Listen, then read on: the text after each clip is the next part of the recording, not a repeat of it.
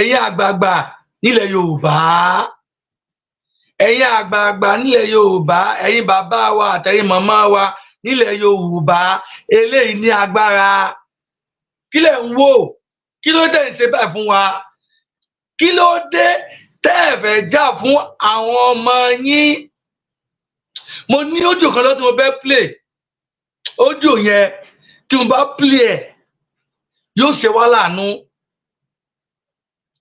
ẹ rí i pé lóòótọ́ oko ẹrú la wà nínú wa Nàìjíríà àwọn bíbù yìí wọ́n fẹ́ sọ wá dẹrú wọn ni wọn ò fẹ́ràn wa ìbáṣepọ̀ wa pẹ̀lú wọn wọn ò nífẹ̀ẹ́ sí i wọ́n dà fẹ́ sọ wá dẹrú wọn ni wọ́n fẹ́ jẹ́ kí a máa sìn wọ́n ni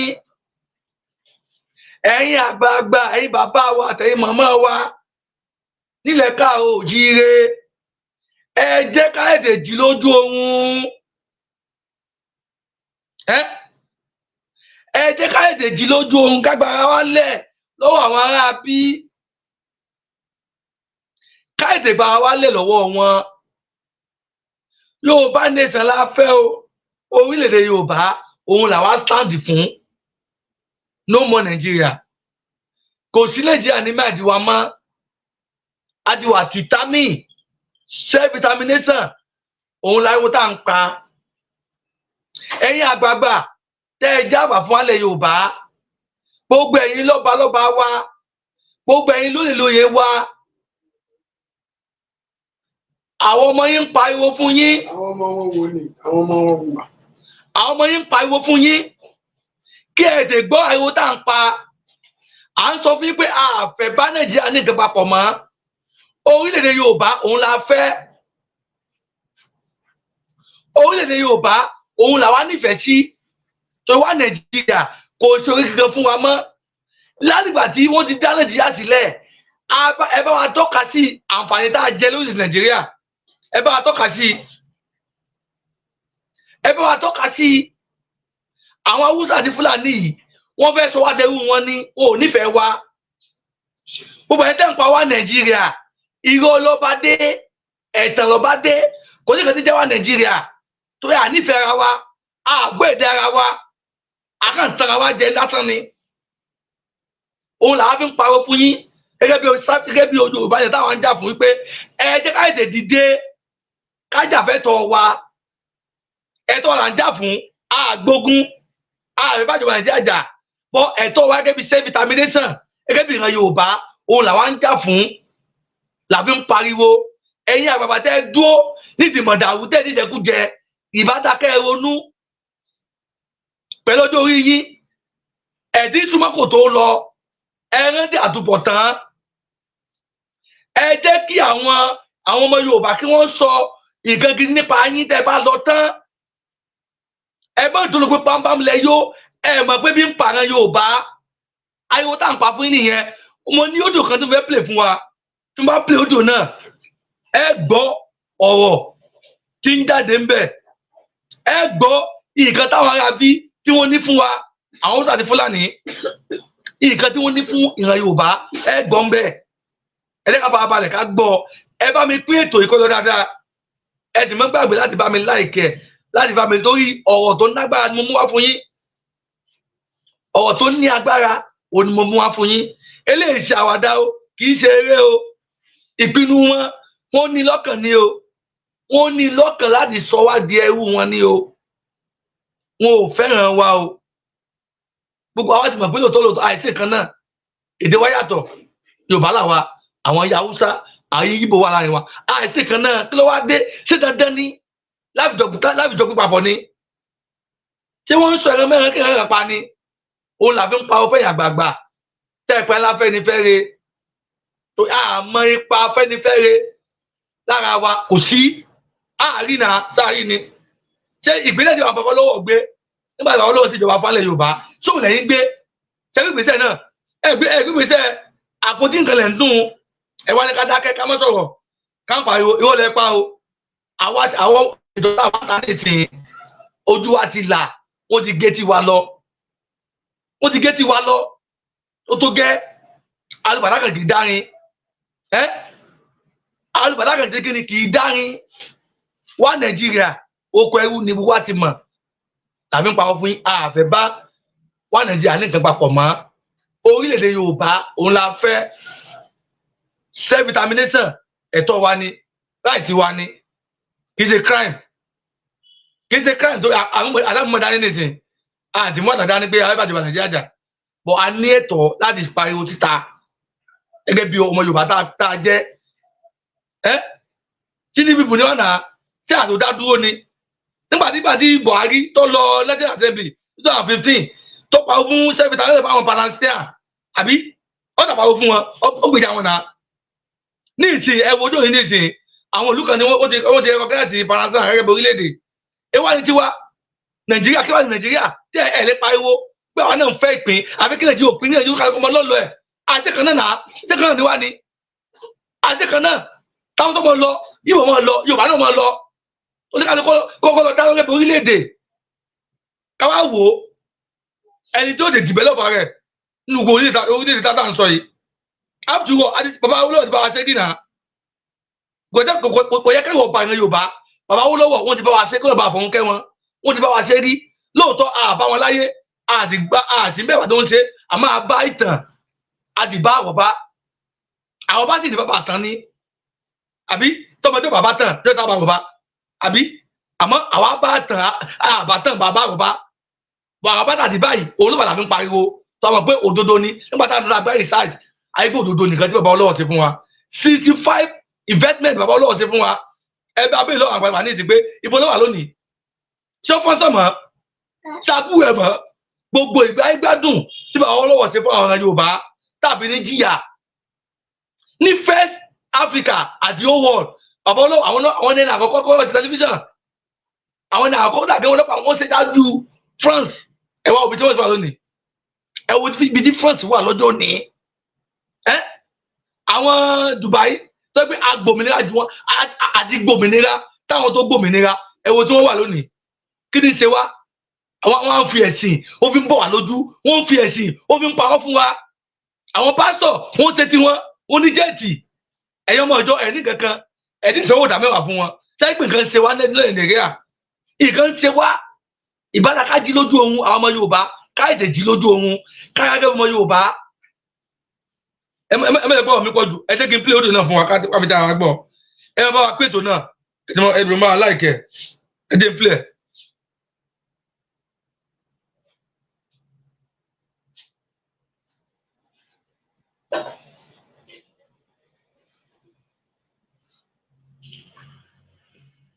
Ó dàbí pé ṣe rí bí mo yẹ sọ yẹn a need láti máa educate àwọn èèyàn nísìn because it's like the education yẹn gangan ló miss ní gbogbo ìlú láyé yìí mi ò rí ìlú tí wọn kì í ṣe history Nàìjíríà nìkan náà cancel history kúrò nínú education curriculum wa pé no history why did they cancel history in your curriculum ṣé ní youth gbọ́dọ̀ ẹ̀ ti dìde lọ́jọ́ kan pé why was this history cancelled because of this evil act they are hiding. In October 12, 1960, this not Agba independence, this same Ahmadu Bello, go and read what he said about Nigeria. How many youth even knows that they will turn these northerners to their willing tools? Go to the north now and tell Hausa to one best thing. Are they not their willing tools now? Are they not their willing tools? And it's there. That they will ruthlessly prevent change of power. Awólọ́wọ̀ fẹ́ débẹ̀, wọ́n pa bàbá yẹn wọ́n jẹ́ kó débẹ̀ ni. Abíọ́lá fẹ́ débẹ̀, wọ́n pa bàbá yẹn wọ́n jẹ́ kó débẹ̀. Because they are ruthlessly preventing change of power. Everything tó ń sọ tí Ahmadu Bello ti sọ látọ̀dọ̀ yìí, òun náà ń ṣe nísìn. Ruthlessly preventing change of power.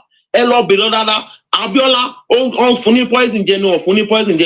They remove Abiola's intestine. Intestine bàbá yẹn lọ sí Europe wọ́n fẹ́ lọ ṣe intestine. Wọ́n fẹ́ lọ ṣe autopsy intestine yẹn. Bóyá náà kó ìfun bàbá yẹn padà sí Nàìjíríà dé ni. Every time, if you don't leak a Fulani man's house, you can never be a president. Never ever. I will not determine everything for life. You are saying one Nigeria. Are you guys for real? We need to start educating people. Go and read what Amadou Bello said. LOK. I will post it here, or just Google the Patriot paper or Amadou's statement in 1960. Go and Google it. That we will capture the South region. He said it. We will capture the South and we will make sure they don't have control over their future. Do you think don't you know that it is a weapon? Don't you know it is weapon? The poverty capital of the world. We are the seventh oil producing country in the world. Go and Google first 20 oil producing country in the world. Compare them with Nigeria that is number 7. Nigeria to number 7. Poverty capital of the world. At the moment, the country with the highest most unemployed youth. 80% in Nigeria at the moment, 80%, they cannot even be 2019 before the bank was 80% cannot be, they cannot boast of 500,000 in their account. Listen, 100,000, they cannot even boast of 100,000 in their account. We are number 3 on the global terrorism index. Nigeria has the most highest IDP camps. We have the highest missing person in the world. Go and Google all these bad statistics to all in the name of these people. You know me. You are talking about one Nigeria. All arrest in Nigeria. So Hausa there fisile. I bet video Punch news, carry news here. And you are talking about one Nigeria. Are you guys for real? Don't you know we are slaves? Don't you know we are slaves already on our own father's land? At the land where you back on touching on Bible carry everywhere. Melo Làfé so melo Làfé ka. They said it and it will happen. Because Amadou Bello said it already that they must conquer the South. But it is a tool. They keep shipping in their population in mass number every day. Don't you know that is a weapon of mass migration? Until they overpopulate your population and dominate you. By the time the war starts, they will have the same even number to match your number. I remember waiting about war. You need men to fight war. You need men to fight war. But don't call one every day. Go area not to dominate. Go to not skinny Southern Kaduna, sorry. They kill Christians there, they maim them, massacre them, go into churches, kill them, and you are talking about one Nigeria. Hausa Fúlàní ní kọ̀lẹ́ máa rí láyé tẹ́ pé wọ́n máa gbé obìnrin, wọ́n dé bàǹtẹ́, wọ́n so ìfúnpá mọ́wọ́.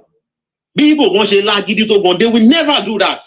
Àwọn Hausa Fúlàní, what is even Hausa Fúlàní? Hausa la mọ̀. Oh, I jack it, but we also the Hausa Fulani. Look at Borno today. The Germanism, why don't you Borno? Don't you fight a war? Borno. I don't even think a lot of people know because they want to conquer that Borno itself. Because everywhere, not in near me, see. But one thing near me, because Seriki Loshi Wani Borno yet until they take over that Borno and install their emir there. They have emir in Lagos, they have emir in Igbo land as well. What's the emir in Yoruba? What's the emir in Igbo? Kill emir one kill emir in Yoruba. Because that in that Borno, they still have a Seriki as their leader, and they want to take over that territory, that same Borno here. You guys are talking about one Nigeria. You better go and Google go and research about Sokoto's Caliphate before you start talking about one Nigeria.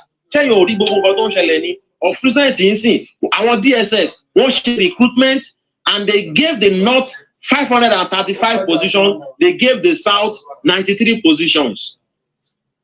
When we talk about resource management as well, so many things. The first 5 states Don't remit owó jù sínú pọ́ọ̀sì federal government nísìn. They are all from the south. Allocation ti gbogbo 5 states ton remit yẹn tí wọ́n receive every month. When you add all those allocations together, kò tí ì tó allocation tí Kano ń gbà. Kò tí ì tó allocation tí Kano ń gbà.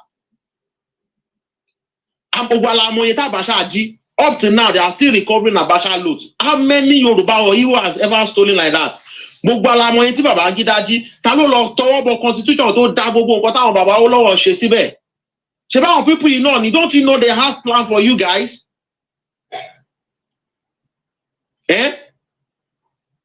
No, we need to start educating people. This is not a joke. We are sitting on a serious tribal time bomb if you guys don't understand. They messed everything up. Look at Dazuki Mbeyensin. The guy. Ẹ káàbọ̀ pa àsórí ètò. Mo lérò pé gbogbo ọ̀rọ̀ tí ẹ̀ ń gbọ́ yìí, gbogbo ọ̀rọ̀ tẹ́ ń gbọ́ yìí, mo lérò pé ọ̀rọ̀ tí ó yẹ kó sí wa níyè ni. Ọ̀rọ̀ tó yẹ kó sí wa níyè òun lọ̀rọ̀ yìí. Ọmọ Yorùbá, ẹ̀yin àgbààgbà ilẹ̀ Yorùbá, gbogbo ẹ̀yin lọ́balọ́ba wa, ṣé ń gbọ́ ọ̀rọ̀? Síbẹ̀síbẹ̀ ẹ̀ tún pa wá Nàìjíríà ni. Ṣó yẹ ká máa pa wá Nàìjíríà pẹ̀lú ọ̀rọ̀ tá a gbọ́ yìí? Ẹ jẹ́ ká ronú. Ẹ jẹ́ ká ronú. Wá Nàìjíríà ò lè dá nǹkan fún wa. Ọmọ Yorùbá ni wá. Àwa lọmọ ògo adúláwọ̀. Àwa lọmọ ògo àgbáyé. Ó wà nù national anthem wa. Iṣẹ́ wa fúnlẹ̀ wa, forílẹ̀ ibi wa, kàgbéga, kàgbéga, kàgbéga fàyè rí. Ìgbàgbọ́ wa ni pé bàṣìbẹ̀rù làbọ̀ mọ́, ká ṣiṣẹ́, ká ṣiṣẹ́. Kàṣiṣẹ́ kájọlá, ìṣọ̀kan àtòmìnira ni ẹ jẹ́ ká máa lépa. Tẹ̀síwájú fọ̀pọ̀ ire àtòhun tó dára. Ọmọ Oòduà dìde, bọ́ sípò ẹ̀tọ́ rẹ. Ìwọ ni ìmọ́lẹ̀ ògo adúláwọ̀. Àwa ni ìmọ́lẹ̀ ògo adúláwọ̀. Ọmọ Yorùbá, ẹ jẹ́ ká dìde, ká jà fún ògo wa. Tá bá sì wà nù wá Nàìjíríà, ògo ò lè dókè. Àwọn ará bí wọ́n fẹ́ sọ wá dẹrú wọn ni. Wọn ò fẹ́ ká rí ògo wa lò. Òun ni wọ́n fi ń ṣe wá bó ṣe wù wọ́n lórílẹ̀‐èdè Nàìjíríà. Àmọ́ tá a bá dìde ká tá a bá dá tó lẹ́bọ̀ orílẹ̀‐èdè, ògo tá a jẹ́ yóò buyọ. Ọmọ Yorùbá, ọmọ aládé, ẹ jẹ́ ká dìde. Yorùbá nation ló lè ṣe é. Ó nìkan ní ọ̀nà àbáyọ. Òun nìkan ṣoṣo ní ọ̀nà àbáyọ sí gbogbo ìwà burúkú tó ń wù fún wa nílẹ̀ Nàìjíríà.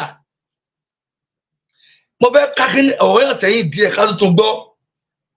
Tó mo fẹ́ ká gbọ́ yẹn dáadáa kó yé wa, ká lè bá mọ ọ̀nà tá a gbà, tá a lè dìde, tá a lè dìde dúró, lórí ká tún ohun náà gbọ́. Gbogbo ẹni tẹ́ bá lè darapọ̀ mọ́ wa, mo kí yín o, ẹ ṣé o. Ẹ kú àdúrótì wa o. Ẹ jọ̀wọ́ ẹ bá wa pín ètò yìí kó lọ fáà, kó lọ ka àwọn èèyàn wa tó lè bá wọn pé Ìbíyẹmí TV ó ti wà lórí ètò. Ẹ ṣé gan ni. Nigeria, do you think it's real? Don't you know that it is a weapon? Don't you know it is weapon? The poverty capital of the world. We are the seventh oil producing country in the world. Go and Google first 20 oil producing country in the world. Compare them with Nigeria that is number 7.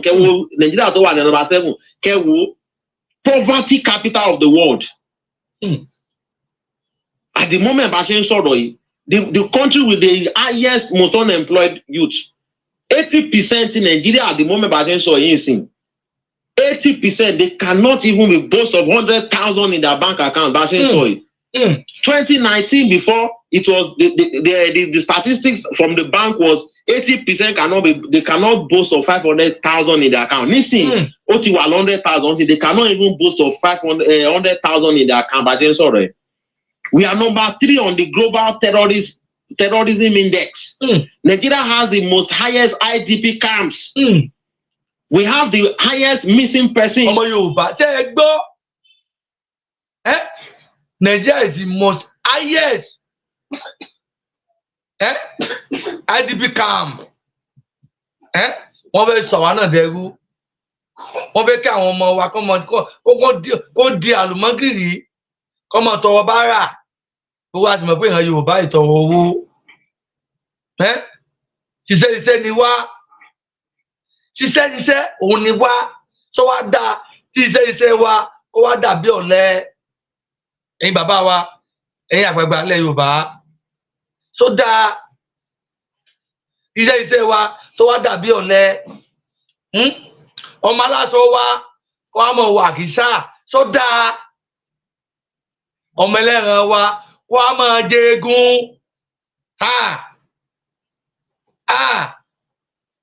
Ìran Yorùbá, ọmọ Yorùbá, ẹ jẹ́ ká jí, ẹ jẹ́ ká dìde.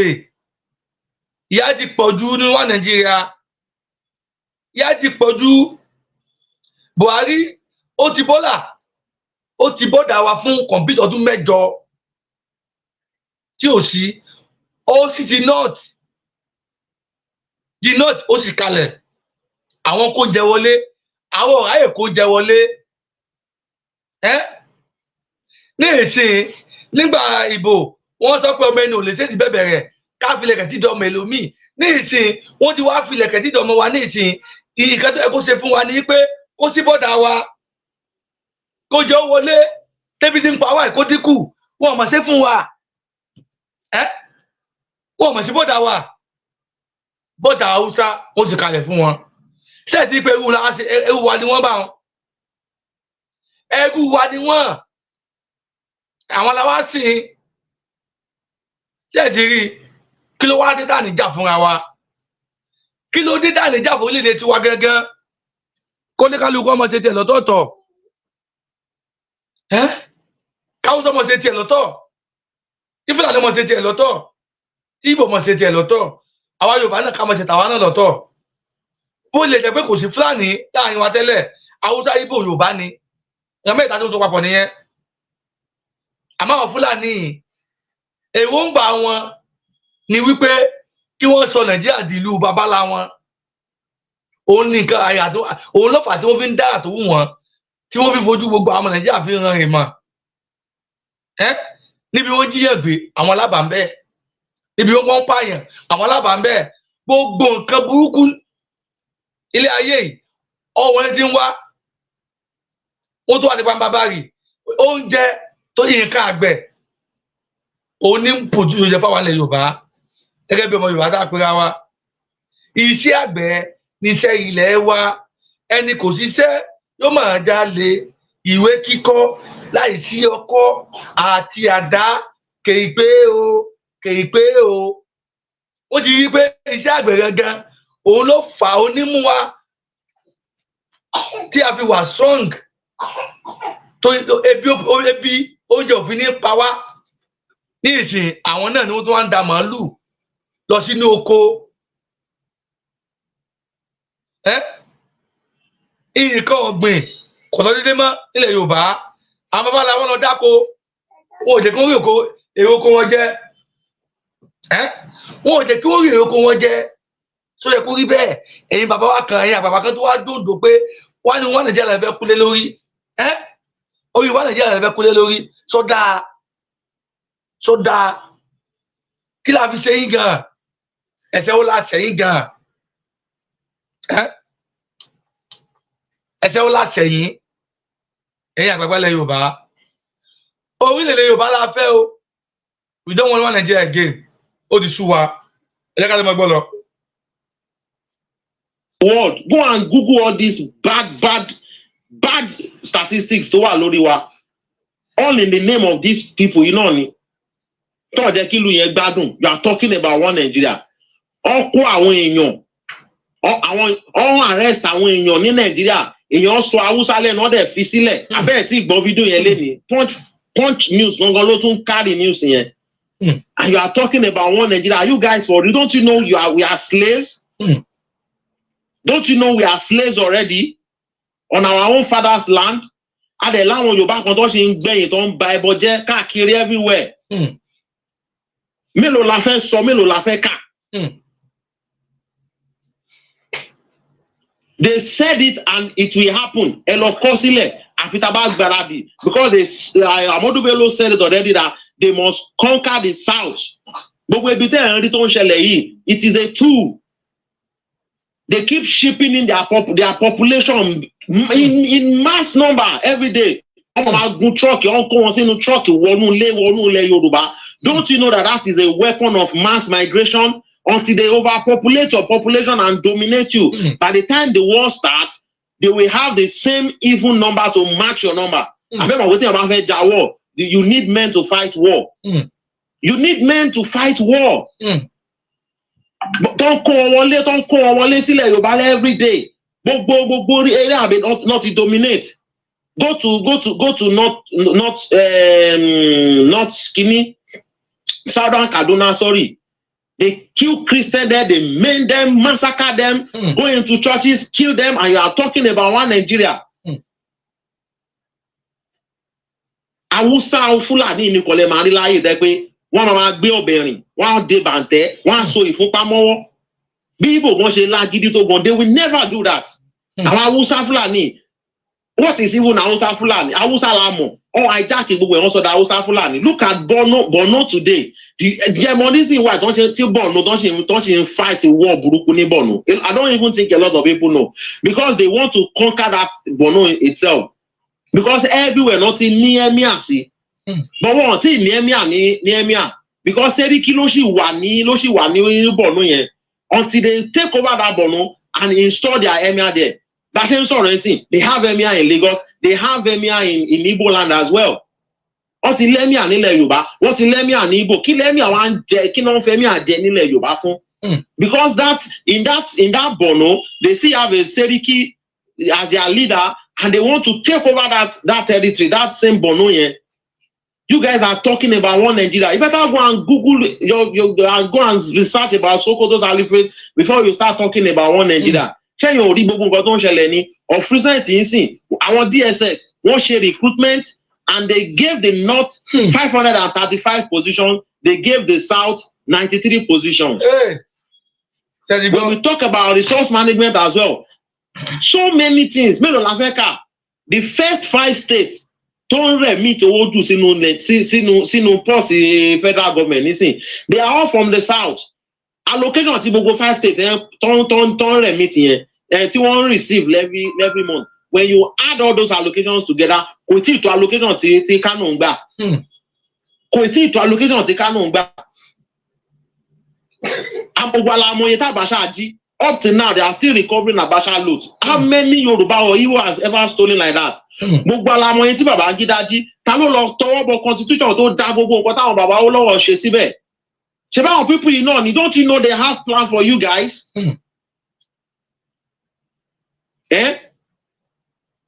No, we need to start educating people. This is not a joke. We are sitting on a serious tribal time bomb if you guys don't understand. They messed everything up. Look at Dazuki Mbeyensin. The guy embezzled like almost half of Nigerian treasury. Where is he today now? He's enjoying in his villa. While so many soldiers have been killed, buried in shallow graves. They will come here and be presenting these people to you as innocent, as àwọn Hausa ló dá, àwọn Yorùbá, àwọn Igbo dá, àwọn là ń ṣe Yahoo, àwọn là ń ba Nigeria jẹ́. You guys are fools. You are all fools if you don't know. All fools. Look at EFCC as well. This Magu is ṣé Yorùbá náà ni, ṣé Igbo ni. Look at how much they are looting in our own presence here. Mo send audio kan wọlé nsìn. Even our own food, we cannot even supply our own food.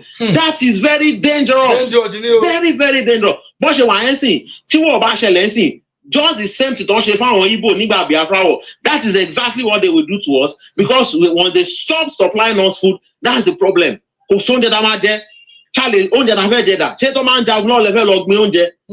You can't get food. Àwọn náà máa gbé ṣu wá, àwọn náà máa gbé tomato, àwọn náà máa gbé everything wá.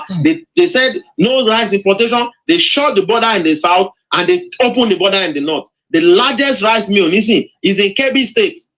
Kebbi State. Go and commission kìíní yẹn. A lot of you will see that video. Tí bọ̀bọ̀ kan fẹ́ hug ẹ̀ báyìí táwọn security bò tán ní pé wọ́n fẹ́ attack ẹ̀ ni. That was Kebbi State. Look, go and check that video. You will see the thousands mounted there. Àwọn náà ń supply gbogbo oúnjẹ tá à ń jẹ. We can't supply our own food.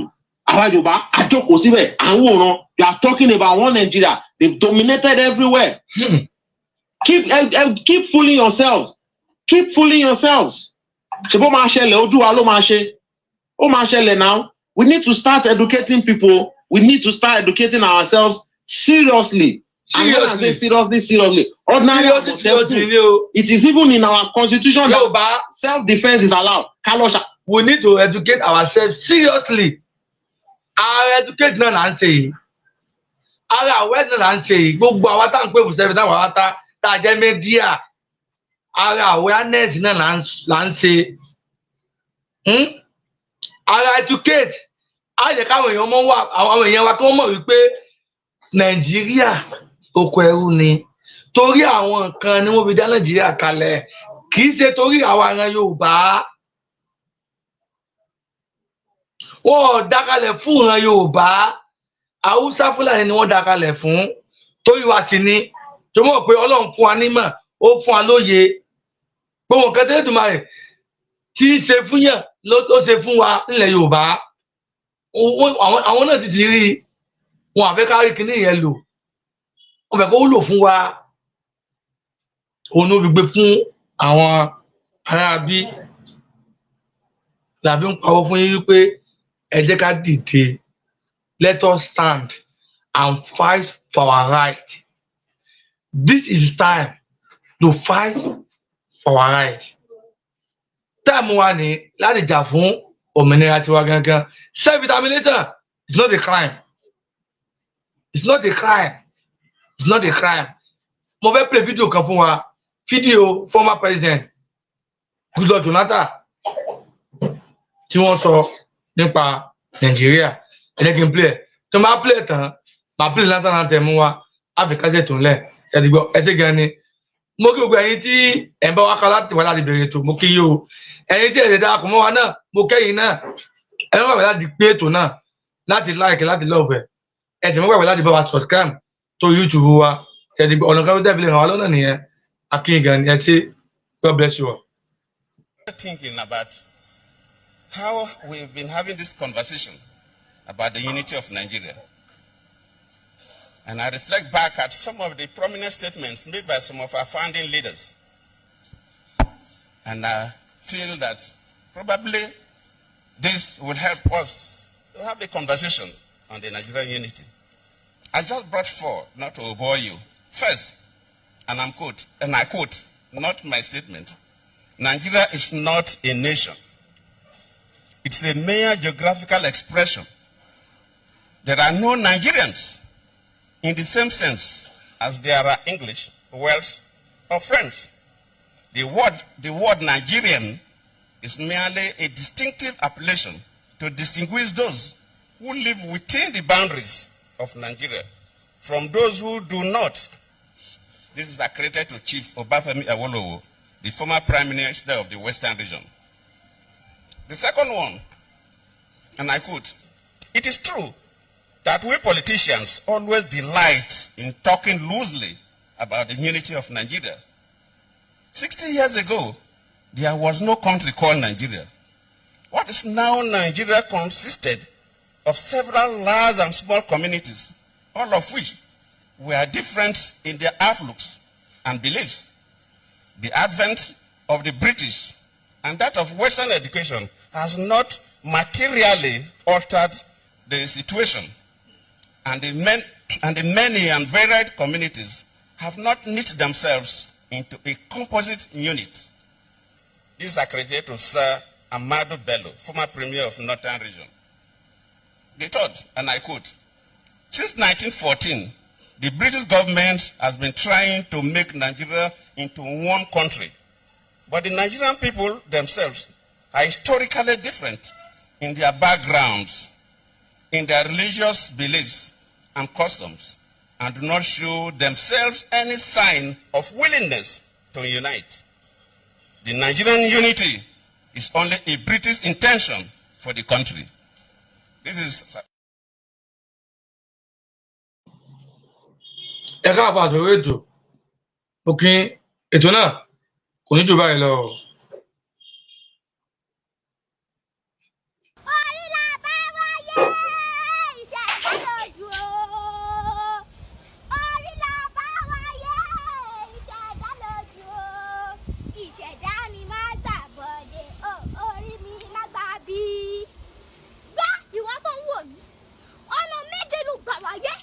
tabari ẹnikẹ́ni tó dúró sí ọ̀nà kan nínú ọ̀nà méjèèjì tí wọ́n fi jẹ́ níyà Ọ̀ṣun Ṣẹ̀gẹ̀ṣà pọ̀n sínú ìwé ń bẹ́ Ọ̀ṣun Ṣẹ̀gẹ̀ṣà pẹ̀lú lóyún ẹ̀bí ọ̀nà àkọ́kọ́ inú ìyá òní ilé tó kọ́kọ́ gbé ayé òní fi lé ẹ̀mí ẹ lára ọ̀nà ìkejì abẹ́ ìyá ẹ̀ lọ́nà tó kọ́kọ́ rìn ayé òní dọ̀nà ẹrú ọ̀nà ìkẹta àtọ́mí àtẹ̀jẹ̀ ló bọ́ wáyé omi ara ẹja rẹ kò ní gbòdì mọ́ ẹ ọ̀nà ìkẹrin tíbi tirẹ̀ ló bọ́ wáyé ayé òní fi bí ẹ̀ dì ẹ́ ọ̀nà ìkarùn-ún ọmú ìyá ẹ̀ ló jẹ tó kọ́kọ́ jẹ ayé òní fóúnjẹ dì ẹ́ ọ̀nà ìkẹfà ẹ̀yìn ìyá lòkè tó kọ́kọ́ gùn òkè ìṣòro tó wà níwájú òdì pẹ̀tẹ́lẹ̀ lónìí ọ̀nà ìkeje orúkọ tó sọ ẹ́ lọ́jọ́ kẹjọ ayé òní fi dì ẹ́ tábà rí ẹnikẹ́ni tó dúró sí ọ̀nà kan nínú ọ̀nà méjèèje tó fi ń ní ẹ́ lára Ọ̀ṣun Ṣẹ̀gẹ̀ṣà tú ẹ sílẹ̀ lónìí ń tú ẹ sílẹ̀ lónìí Ọ̀ṣun Ṣẹ̀gẹ̀ṣà tú ẹ sílẹ̀ lónìí torí mo kirikiri mi ò rí bí wọ́n ń gbé ta eégún wọ́n rìnrìn mi ò rí bí wọ́n ń gbé ta òrìṣà lọ́jà Èjìgbò mẹ́kùn mo sáré mi ò rí bí wọ́n ń gbé ta orí lóde ayé